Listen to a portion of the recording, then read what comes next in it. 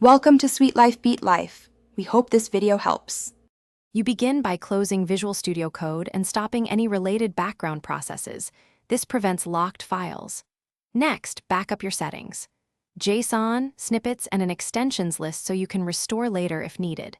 Then, turn off settings sync and sign out of accounts. Make sure not to lose license or account data. Once done, you're ready to run the uninstaller or remove the app bundle. These first actions avoid orphaned files and make the removal clean and predictable. You now run the native uninstall. Use settings right arrow apps on Windows or drag the app to trash on Mac OS. On Linux, remove the package with your package manager. After the app is gone, delete user data folders, for example, /. config/code /.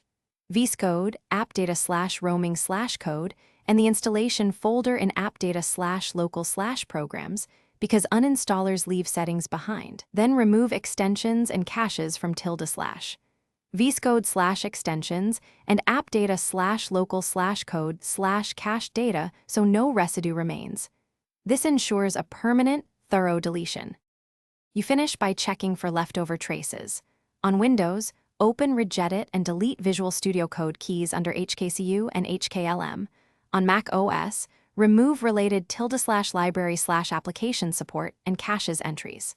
After that, reboot your system and run a file search for code or vscode to confirm nothing remains. If something resists deletion, reinstall Visual Studio Code. Then repeat the uninstall steps. Sometimes files are protected.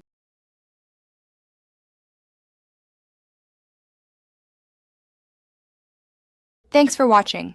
Consider subscribing if we helped you.